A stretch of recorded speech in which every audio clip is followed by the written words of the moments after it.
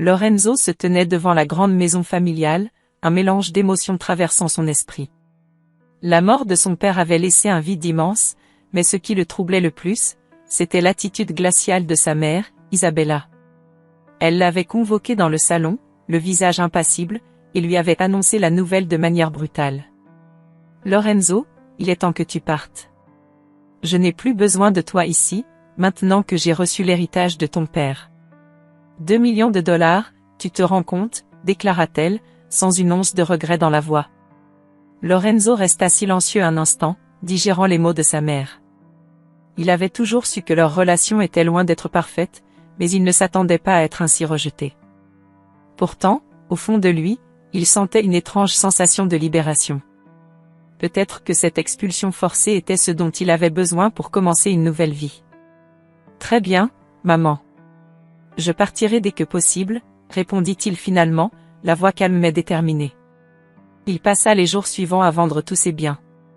Chaque objet vendu représentait un lien coupé avec son passé, une étape de plus vers une nouvelle existence. Ses quelques amis furent surpris par cette décision soudaine, mais Lorenzo ne leur donna pas de détails, préférant garder ses émotions pour lui-même. Le jour de son départ arriva rapidement. Lorenzo se tenait à l'entrée de la maison, une valise à la main, prêt à tourner la page. Isabella ne fit aucun geste d'adieu, pas même un regard. Pour elle, Lorenzo n'était qu'un problème de moins à gérer. Alors qu'il marchait vers la gare, Lorenzo ressentit une curieuse sensation de soulagement mêlée à une douleur lancinante. Il se surprit à sourire malgré tout, prêt à affronter l'inconnu.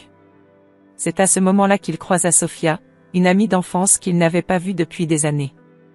Elle était assise à la terrasse d'un café, et leur regard se croisa.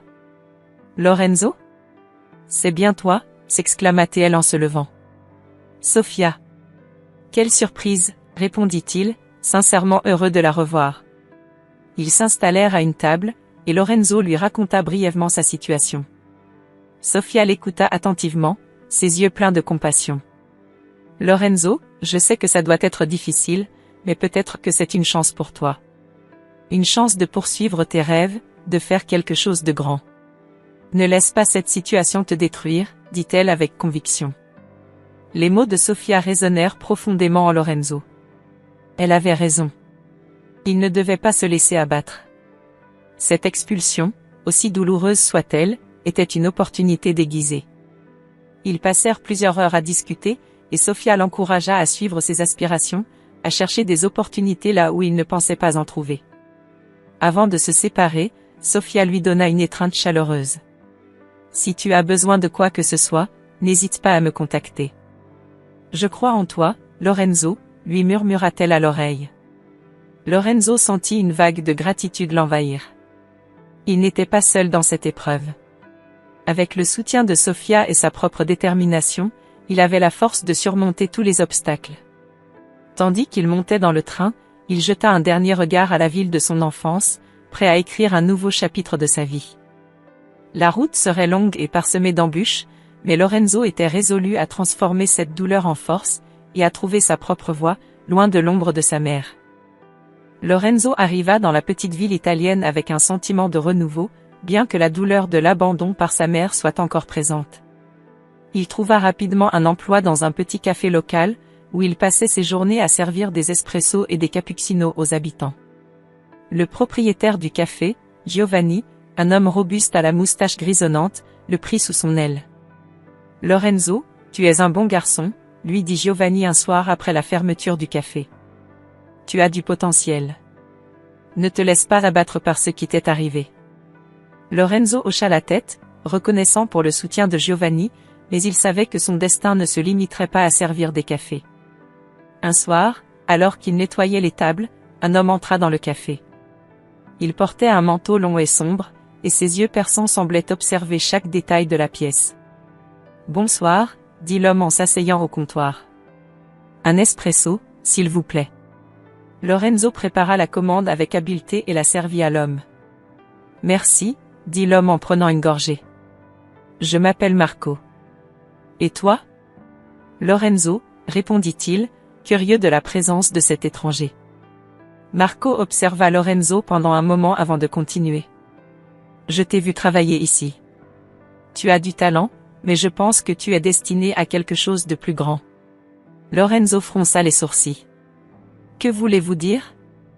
Marco sourit mystérieusement. J'ai un flair pour repérer les gens avec du potentiel, et tu en as beaucoup. Je peux t'apprendre les affaires, te montrer comment réussir. Es-tu intéressé? Le cœur de Lorenzo s'emballa. C'était peut-être l'opportunité qu'il attendait. Oui, je suis intéressé, répondit-il avec détermination. Ainsi commença la formation de Lorenzo sous la tutelle de Marco. Chaque jour, après son travail au café, il rejoignait Marco dans un petit bureau situé à l'étage d'un immeuble ancien. Marco lui enseigna les rouages du monde des affaires, de la finance et des investissements. Il lui montra comment analyser les marchés, comment négocier et comment repérer les opportunités. Lorenzo, dit Marco un soir, les affaires ne sont pas seulement une question d'argent. Il s'agit de comprendre les gens, de savoir ce qu'ils veulent et de leur offrir une solution. Lorenzo écoutait attentivement, absorbant chaque mot comme une éponge. Il appliquait les leçons de Marco non seulement dans le bureau, mais aussi dans le café, améliorant ses compétences en communication et en service à la clientèle. Tu progresses bien, observa Marco après quelques semaines. Mais n'oublie jamais pourquoi tu fais cela. Lorenzo hocha la tête, se rappelant toujours la trahison de sa mère et sa promesse de se venger. Un jour, alors qu'il travaillait au café, Sofia entra. Elle avait entendu parler de sa nouvelle vie et voulait lui rendre visite. Lorenzo, tu as l'air différent, dit-elle en s'asseyant à une table. Plus confiant. Lorenzo sourit. Merci, Sofia. J'ai beaucoup appris ces derniers temps. Ils discutèrent de leurs souvenirs d'enfance et de leurs rêves pour l'avenir. Sofia était impressionnée par la détermination de Lorenzo et lui offrit son soutien inconditionnel. Si jamais tu as besoin de moi, je suis là, dit-elle en lui serrant la main. Les jours passaient, et Lorenzo devint de plus en plus compétent grâce aux enseignements de Marco. Il sentait qu'il se rapprochait de son objectif, mais il savait qu'il devait être patient. La vengeance est un plat qui se mange froid, et Lorenzo était prêt à attendre le moment parfait pour agir. Lorenzo découvrit rapidement que sa mère, Isabella, investissait son héritage de manière imprudente.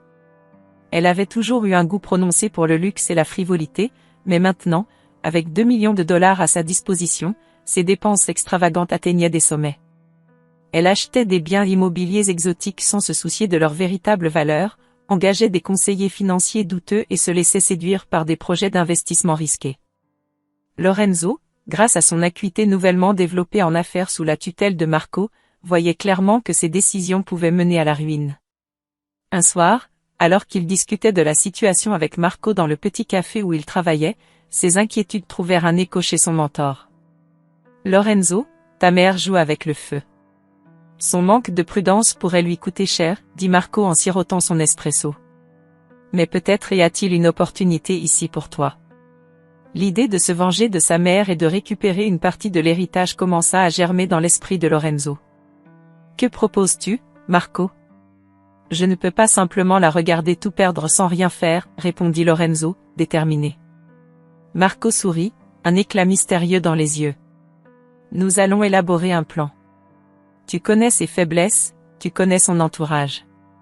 Utilise ses connaissances pour nous donner un avantage. Mais d'abord, nous devons rassembler des informations solides. Quelques jours plus tard, Sofia, l'amie d'enfance de Lorenzo, se joignit à leur plan. Elle avait toujours été une personne de confiance et son soutien était inestimable. Lors d'une rencontre secrète dans un parc discret, elle révéla à Lorenzo des informations cruciales. Lorenzo, j'ai découvert que ta mère a fait des transactions financières très douteuses. Il y a des mouvements de fonds entre plusieurs comptes qui ne semblent pas légitimes, confia-t-elle en jetant des regards prudents autour d'elle. Lorenzo hocha la tête, absorbant chaque mot. Si nous pouvons prouver ces irrégularités, cela pourrait être la clé de notre plan. Ils passèrent les semaines suivantes à peaufiner leur stratégie. Lorenzo utilisa ses nouvelles compétences pour infiltrer les cercles sociaux de sa mère, se faisant passer pour un investisseur intéressé par les mêmes projets. Chaque interaction, chaque sourire échangé avec les amis et associés d'Isabella, était une pièce du puzzle qu'il assemblait méthodiquement. Pendant ce temps, Marco et Sofia compilaient les preuves des manigances financières d'Isabella, construisant un dossier solide. Une nuit, Lorenzo se retrouva face à face avec sa mère lors d'une soirée mondaine. Elle ne semblait pas du tout perturbée par sa présence, pensant probablement qu'il était là par hasard. « Lorenzo, mon cher fils, que fais-tu ici ?» demanda-t-elle, un sourire suffisant sur les lèvres. Lorenzo répondit calmement, dissimulant sa véritable intention. « Je suis ici pour explorer des opportunités d'investissement. On m'a parlé de quelques projets intéressants. » Isabella haussa les épaules, indifférente. « Fais ce que tu veux, tant que tu ne cherches pas à m'ennuyer avec tes problèmes. » Malgré son calme apparent, Lorenzo sentait la tension monter en lui. Il savait qu'il devait jouer ce rôle à la perfection pour ne pas éveiller de soupçons. Plus tard, lors d'une réunion secrète avec Marco et Sofia, Lorenzo partagea ses inquiétudes. « Nous devons être prudents. Elle est encore méfiante et pourrait découvrir notre plan si nous faisons un faux pas. » Marco posa une main rassurante sur son épaule. « Nous sommes proches du but, Lorenzo. Continue de jouer ton rôle.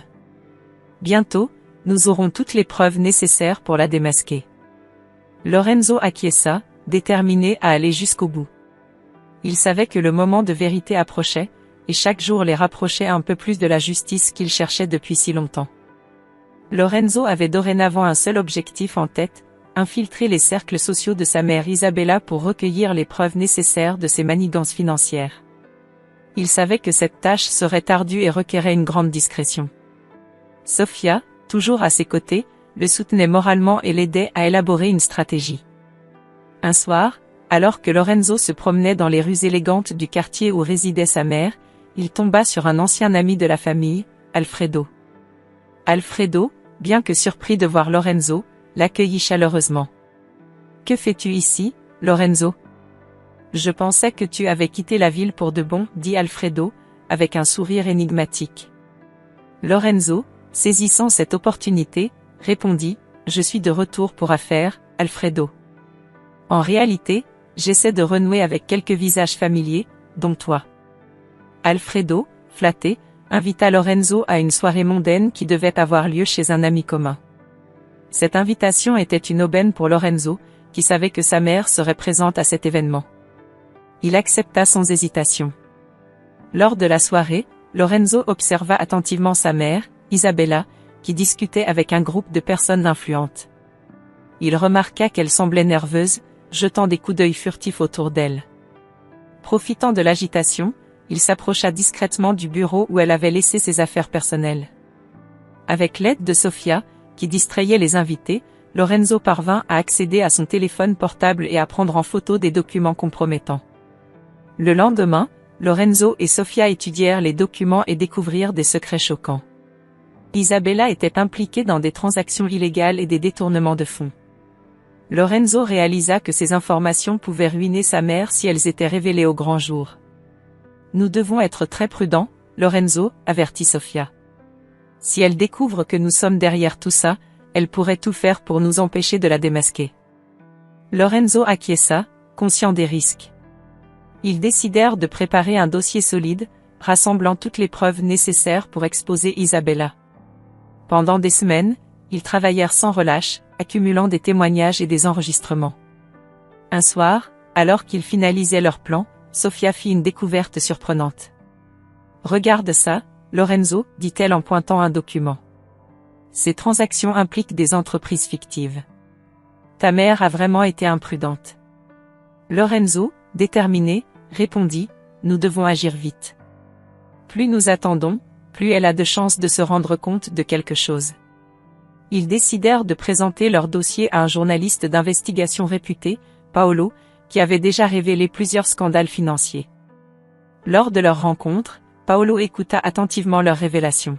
« Si ce que vous dites est vrai, cela pourrait être l'un des plus grands scandales financiers de ces dernières années, » déclara Paolo. « Mais soyez prêts à faire face aux conséquences. Votre mère ne se laissera pas faire facilement. » Lorenzo, déterminé, répondit « Je suis prêt à tout. Elle doit payer pour ce qu'elle a fait. » Paolo accepta de les aider et commença à préparer un article explosif. Pendant ce temps, Lorenzo et Sofia restaient sur leur garde, craignant que leurs actions ne soient découvertes. Ils savaient que le moindre faux pas pouvait être fatal.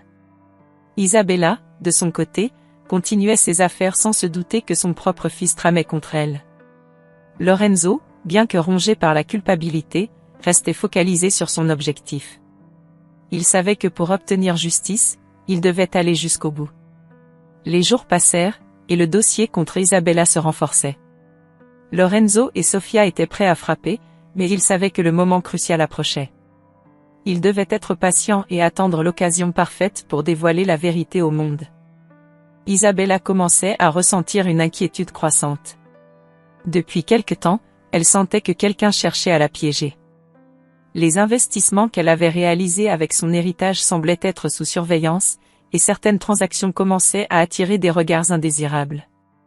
Elle décida de prendre des mesures drastiques pour protéger ses intérêts et engagea un détective privé, François Dupont, pour découvrir qui était derrière ces manigances. François Dupont était un homme méticuleux, connu pour sa discrétion et son efficacité. Après quelques jours d'enquête, il fit une découverte surprenante. Il convoqua Isabella dans son bureau pour lui faire part de ses trouvailles. « Madame Isabella, commença-t-il d'un ton sérieux, il semble que la personne derrière ces tentatives de sabotage n'est autre que votre fils, Lorenzo. » Isabella écarquilla les yeux de stupéfaction et de colère. « Lorenzo? Comment est-ce possible? Il a quitté la maison depuis des mois. Pourquoi ferait-il cela? Il semble que Lorenzo ait des raisons personnelles de vouloir se venger, expliqua François. J'ai trouvé des preuves de sa collaboration avec une certaine Sofia et un homme nommé Marco. Ensemble, ils ont élaboré un plan pour vous exposer. Isabella se leva brusquement, les mains tremblantes. Je ne le permettrai pas. Je vais mettre un terme à cette folie immédiatement. Pendant ce temps, Lorenzo, Sofia et Marco étaient en pleine réunion dans leur petite planque secrète. Lorenzo venait de recevoir un message anonyme les avertissant que leur plan était en danger. Nous devons agir vite, déclara Lorenzo, les sourcils froncés. Isabella sait que c'est moi. Nous n'avons plus beaucoup de temps avant qu'elle ne prenne des mesures pour nous arrêter. Sofia posa une main rassurante sur l'épaule de Lorenzo. Nous avons encore une chance. Si nous pouvons détourner ses soupçons juste assez longtemps, nous pourrons révéler ses crimes au grand jour. Marco, qui était en train de tracer des plans sur une grande carte, hocha la tête. Nous devons faire croire à Isabella que nous avons abandonné notre plan. Si elle pense que nous avons renoncé, elle baissera sa garde. Ensuite, nous pourrons accélérer la révélation publique de ses actions illégales. Lorenzo acquiesça. Très bien. Déployons notre stratégie de diversion. Le trio mit en place un plan ingénieux. Lorenzo envoya un message à sa mère, prétendant qu'il regrettait ses actions et qu'il souhaitait se réconcilier. Il proposa de la rencontrer dans un café neutre pour discuter. Isabella, bien que méfiante, accepta la rencontre. Elle arriva au café avec François Dupont, prête à tout pour découvrir la vérité. Lorenzo l'accueillit avec un sourire contrit. « Mère, je sais que tu as découvert ce que j'ai essayé de faire, dit-il, baissant les yeux. Je regrette vraiment mes actions. Je ne voulais pas te faire de mal. J'étais juste perdu et en colère après la mort de papa. » Isabella le scruta, cherchant des signes de tromperie. « Et pourquoi devrais-je te croire maintenant, Lorenzo? » « Parce que je suis fatigué de cette guerre entre nous, répondit-il sincèrement. Je veux tourner la page et recommencer à zéro. Je suis prêt à te donner toutes les informations que j'ai recueillies si cela peut nous aider à repartir sur de bonnes bases. Isabella, bien que toujours méfiante, sentit un espoir naître en elle. Peut-être que son fils était vraiment prêt à changer. Elle accepta de lui donner une seconde chance, mais sans se douter que Lorenzo et ses alliés préparaient leur coup de maître en coulisses. Grâce à cette diversion, Sofia et Marco purent finaliser les documents compromettants et préparer la révélation publique des crimes d'Isabella. Les jours suivants, ils mirent en œuvre leur plan avec une précision chirurgicale, orchestrant une série d'événements qui mèneraient à la chute inévitable d'Isabella. Le plan de Lorenzo atteignit son apogée lors d'une conférence de presse soigneusement orchestrée. La salle était remplie de journalistes, de caméras et de visages curieux, tous impatients de découvrir les révélations qui allaient être faites. Lorenzo, vêtu d'un costume impeccable, se tenait à l'avant de la salle, son visage marqué par une détermination inébranlable. À ses côtés, Sofia et Marco, ses alliés indispensables, se préparait à dévoiler les preuves accablantes contre Isabella. « Mesdames et messieurs, merci d'être venus aujourd'hui », commença Lorenzo, sa voix claire et assurée. « Ce que nous allons révéler changera à jamais la perception de l'intégrité de certaines personnes influentes dans cette ville. » Les murmures dans la salle s'intensifièrent alors que Sofia commençait à distribuer des dossiers contenant des copies des documents incriminants. Marco, quant à lui, projeta sur un écran géant des preuves visuelles des transactions financières douteuses et des fraudes commises par Isabella. « Voici les preuves des détournements de fonds et des fraudes orchestrées par Isabella, ma propre mère, » annonça Lorenzo, la voix teintée d'une émotion contrôlée. Ces documents montrent comment elle a utilisé l'héritage pour des investissements illégaux, mettant en péril l'avenir de nombreuses personnes. Les journalistes prirent des notes frénétiques, certains prenant des photos des documents projetés. Une vague de chuchotements parcourut la salle, et Lorenzo sentit la tension monter. « Mais ce n'est pas tout », continua-t-il. « Nous avons également découvert des connexions avec des réseaux criminels, prouvant l'implication d'Isabella dans des activités bien plus sombres que nous ne l'aurions imaginé. » À ce moment-là, la porte de la salle s'ouvrit brusquement pour laisser entrer des agents de police. Isabella, qui avait été discrètement amenée à la conférence sous prétexte d'une réunion d'affaires, fut arrêtée devant tout le monde. Son visage se tordit de rage et de surprise. « Lorenzo! Comment as-tu pu » s'écria-t-elle, les menottes au poignet. Lorenzo la regarda avec une froideur qu'il n'avait jamais ressentie auparavant. « C'est toi qui nous as condamnés, maman. Je n'ai fait que rendre justice. » Isabella fut emmenée, et le tumulte dans la salle atteignit son paroxysme alors que les journalistes se précipitaient pour obtenir des déclarations supplémentaires. Lorenzo, Sofia et Marco quittèrent la salle, laissant derrière eux un scandale qui allait résonner pendant longtemps. Les jours suivants furent une tourmente médiatique. Isabella fut inculpée pour fraude, détournement de fonds et association avec des réseaux criminels. Les preuves réunies par Lorenzo étaient irréfutables, et elle ne pouvait échapper à la justice. Lorenzo, grâce à des manœuvres légales habiles, réussit à récupérer une partie de l'héritage perdu. Cette victoire lui apporta non seulement une satisfaction personnelle mais aussi les moyens de poursuivre ses ambitions. Un soir, alors qu'ils célébraient leur succès dans un petit restaurant, Marco révéla enfin son secret à Lorenzo. « Lorenzo, il y a quelque chose que tu dois savoir, » dit-il d'une voix grave. « Ton père et moi étions des associés de longue date. Nous avons bâti ensemble des projets ambitieux, mais nous avons également rencontré des obstacles. Ta mère a joué un rôle crucial dans la chute de ton père. » Lorenzo, surpris, écouta attentivement. « Pourquoi ne m'as-tu jamais parlé de cela avant ?» demanda-t-il. Marco lui sourit tristement. « Je voulais être sûr que tu étais prêt à entendre la vérité et à agir avec sagesse. Maintenant que justice est faite, je pense qu'il est temps de nous concentrer sur l'avenir. » Avec cette révélation, Lorenzo comprit que sa quête de succès était bien plus personnelle qu'il ne l'avait imaginé. Ensemble, ils décidèrent de fonder une entreprise prospère, déterminée à redonner à la communauté et à honorer la mémoire de son père. Isabella, quant à elle, purgeait sa peine en prison, confrontée aux conséquences de ses actes égoïstes. Lorenzo, libéré de son passé tumultueux, regardait vers l'avenir avec espoir et détermination, prêt à écrire un nouveau chapitre de sa vie, entouré de ceux qui croyaient en lui. Si vous avez suivi jusqu'ici, abonnez-vous à la chaîne pour plus d'histoires émouvantes et captivantes comme celle-ci.